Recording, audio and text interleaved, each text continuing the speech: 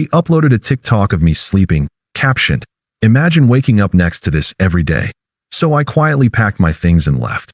Now her followers are dragging her while I'm dating someone who thinks I'm perfect. Hey viewers, before we move on to the video, please make sure to subscribe to the channel and hit the like button if you want to see more stories like this. Thanks. Hey Reddit, throwaway account for obvious reasons. I'm Alex, 28, working in IT support in a mid-sized city. I've always been the steady type, reliable job, gym routine, not big on social media drama. About 2 years ago, I met Sarah through mutual friends. She was 25, bubbly, and chasing her dream of becoming a full-time influencer. She had this TikTok account with around 50K followers back then, mostly lifestyle and comedy skits. I fell hard. She seemed genuine, and I loved supporting her ambitions. From the start, I was all in. I sacrificed a lot to make our relationship work. Flashback to our first few months. She was struggling financially, bouncing between part-time gigs while building her online presence. I covered rent for our shared apartment when she couldn't, bought her a decent camera and lighting setup out of my savings, stuff that cost me a couple grand. I even edited her videos late at night after my shifts, suggesting ideas to make them funnier or more engaging. I turned down a promotion that would have required relocating because she said she needed stability here to grow her audience. "You're my rock, Alex," she'd say, cuddling up after a long day. It felt good, you know, like I was building something real. But over time, things shifted. Sarah's account started blowing up, hit 100K followers about 6 months ago. She got obsessed with authenticity and relatable content. That's when the comparison started. She'd scroll through her feed and point out these ripped, charismatic guys, other influencers with six-packs and flashy lifestyles. "Look at how he engages his audience," she'd say, but it always felt like a dig. "You're so comfortable, Alex." It's cute, but sometimes I wonder what it'd be like with someone more on my level. I'd brush it off, thinking it was just her venting about work stress. I mean, I wasn't shredded like those guys, but I kept in shape, and our life was solid. We had date nights, inside jokes, the works. Then came the emotional abandonment. She'd stay out late at networking events with other creators, coming home tipsy and distant. Her posts got flirtier, dancing videos with vague captions like, "Who wants to join?" I'd see comments from guys hitting on her, and when I'd mention it felt disrespectful, she'd roll her eyes. "It's just for engagement, babe. Don't be insecure." One night, I caught her DMing this guy Jake, another influencer in our city with a bigger following. Nothing explicit, but the hearts and late-night chats stung. I confronted her gently, and she waved it off. "He's just a collab partner. You're overthinking." The real betrayal hit about a month ago. I woke up one morning to my phone blowing up, notifications from friends, coworkers, even some family. "Dude, you okay?" Saw the video, harsh. Confused, I opened TikTok. I barely used it, but had an account to follow her. There it was, a video she'd posted the night before, already at 500K views and climbing. It was me, asleep on the couch after a long day at work. I was snoring lightly, hair messed up, mouth half open in that unflattering way everyone looks when they're out cold. The caption? "Imagine waking up next to this every day, faced with tears of joy, #relationship goals, #real life, #boyfriend fails." She'd added goofy filters, exaggerated drool effects, clown music in the background. The comments were a nightmare. "Girl, run." "Face with tears of joy, he's cute in a dad bod way, but upgrade time." "Why settle for that when you could have hot influencer tag?" My stomach dropped. This wasn't some private joke. She turned me into content, a punchline for strangers to mock. I felt exposed, violated, like my trust was just fodder for her likes. Views kept ticking up, to 1 million by noon. I sat there, staring at my screen, heart pounding. Why? I'd been nothing but loyal, pouring everything into us. Flashback to the week before. I'd surprised her with tickets to a concert she wanted, even though I was wiped from overtime. She posted about the amazing night, but cropped me out. Now this. It was cruel, undeserved. I paced the apartment, replaying our good times, the road trips, the lazy Sundays, but the humiliation burned. I didn't yell or text her immediately. I needed to process the unfairness, the confusion. How could someone I loved do this? She got home around lunch, phone in hand, grinning like she'd won the lottery. "Babe, the video's going viral. We're at 1.2 million already." She didn't even notice my face at first. I set my coffee down, keeping my voice steady. Sarah, that's me in the video. Sleeping. You posted it without asking, and the caption, it's humiliating. She laughed, actually laughed. Oh, come on, Alex. It's just a joke. My followers love the realness. Imagine waking up to this every day. It's hilarious. Relatable content is what blows up. You should be happy. It's boosting my engagement big time. That's not funny to me. It's disrespectful. People are dragging me in the comments, calling me a loser. She rolled her eyes, crossing her arms. You're being so sensitive. This is my career. You knew that when we started dating. If you can't handle a little fun, maybe you're not cut out for this world. Jake thought it was genius. He said it'd get me collabs. Jake? The guy you've been DMing? This is about more than the video, isn't it? She shrugged, smirking a little. Look, Alex, you're great and all. But yeah, I've been talking to Jake. He's exciting, gets the influencer life. You're predictable. Safe. I need someone who matches my energy, not drags it down. Her words hit like a gut punch, but I didn't snap. I just nodded, feeling the weight of all I'd given up settle in. The apartment felt smaller, the air thicker. I sat with it for a moment. The confusion, the silence after her dismissal. Why beg? She'd shown her true colors. Update 1. The breakup. I walked away without a fight. Reddit, thanks for the early comments on my original post. A lot of you said NTA and to dump her. Well, that's exactly what happened next. After that conversation, I didn't argue or plead. I just detached. While she was in the shower, humming like nothing was wrong, I started packing. Quietly, methodically. Clothes, laptop, the few things that were mine. The camera gear? I left it. Her career could keep it. I wrote a short note. I deserve better than being your punchline. Goodbye. No drama, no accusations. Just facts. She came out, towel around her head, and saw the bags by the door. Her smirk faded a bit. What the hell, Alex? You're leaving over a video. I zipped the last bag, keeping my tone even. Yes, Sarah. The video, the comparisons, Jake, it's all clear now. You've been emotionally checked out for months, using me as a backup while you chase whatever this is. She scoffed, leaning against the wall. Oh, please. You're twisting this. I didn't cheat. Jake and I are just friends, for now. But fine, if you're going to be dramatic, go. You'll never find someone who puts up with your boring routine like I did. I need a man who's ambitious, who gets the grind. You're holding me back from my dreams with your 9 to 5 stability. Jake says I could hit 500K followers if I focus on collabs without distractions like you. Her logic was so twisted, blaming me for her betrayal, justifying it as growth. I could have fired back about all I'd sacrificed, but what was the point? She was smug, dismissive, like I was the problem. Distractions? That's what I am now. I asked calmly. Exactly. You're sweet, but I outgrew you. Go find some vanilla girl who wants Netflix nights. I'll be fine, better actually. I picked up my bags. Take care, Sarah. And I walked out. No slamming doors, no last words. I drove to a buddy's place across town, crashed on his couch. Blocked her on everything temporarily, just to breathe. The next days were rough. I sat with the betrayal, replaying her words in my head. The unfairness gnawed at me, how I'd been loyal, committed, only to be discarded like yesterday's content. Work was awkward. A few colleagues had seen the video, gave pitying looks. I hit the gym harder, started journaling to process the confusion. Why me? But slowly, the silence helped.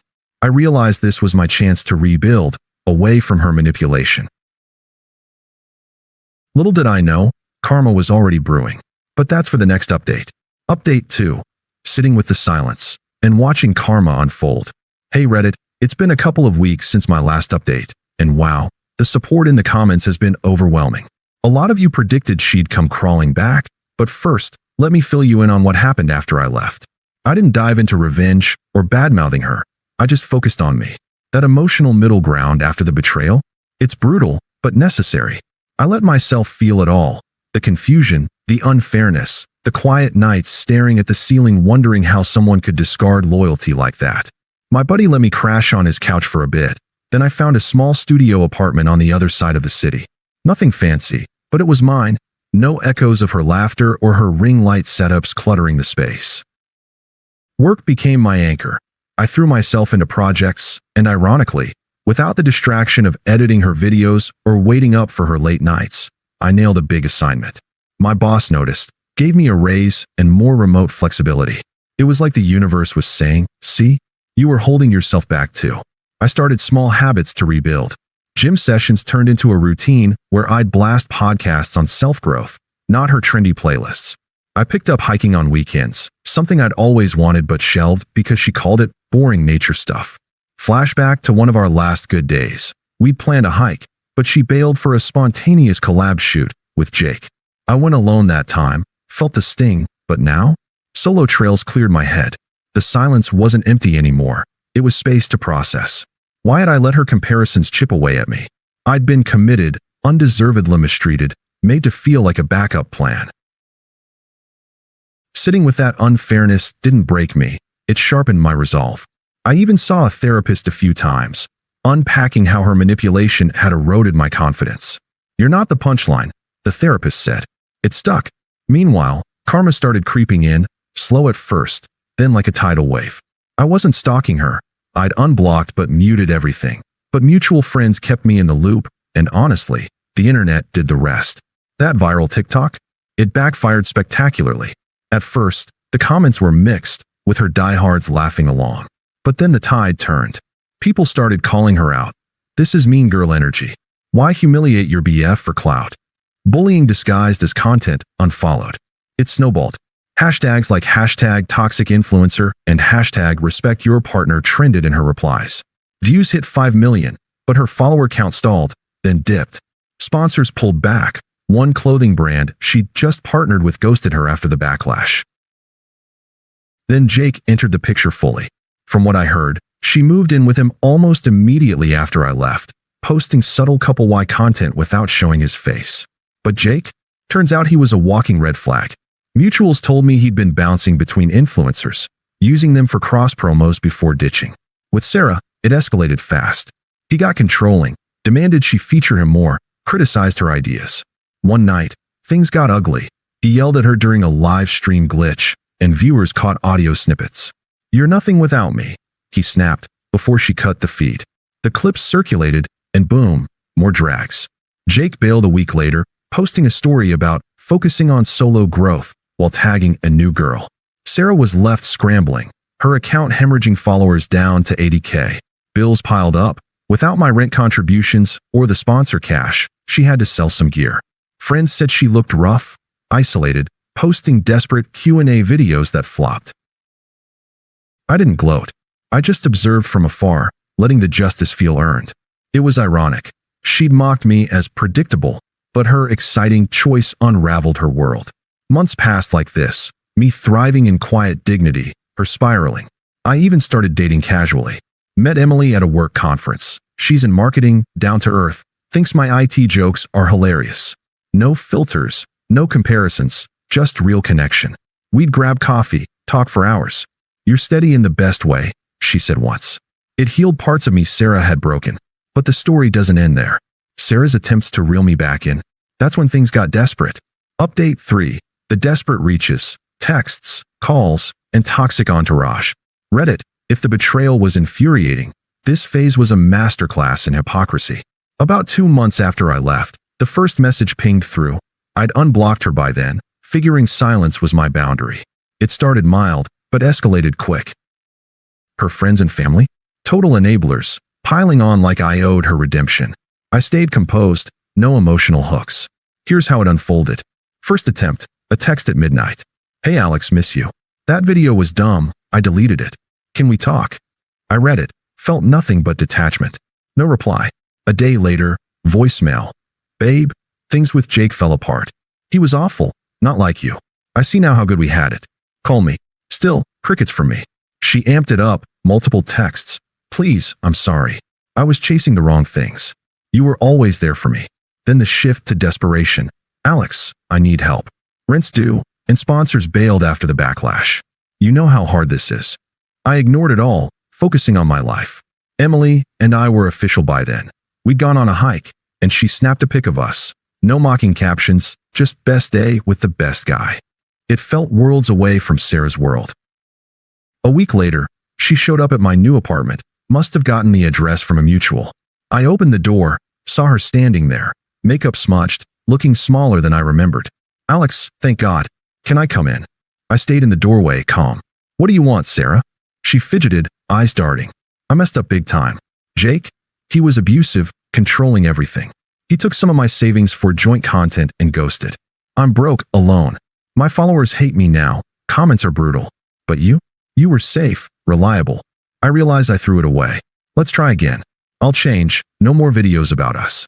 Her voice cracked, but I saw the hypocrisy, framing me as safe, like it was a consolation prize, after mocking it before.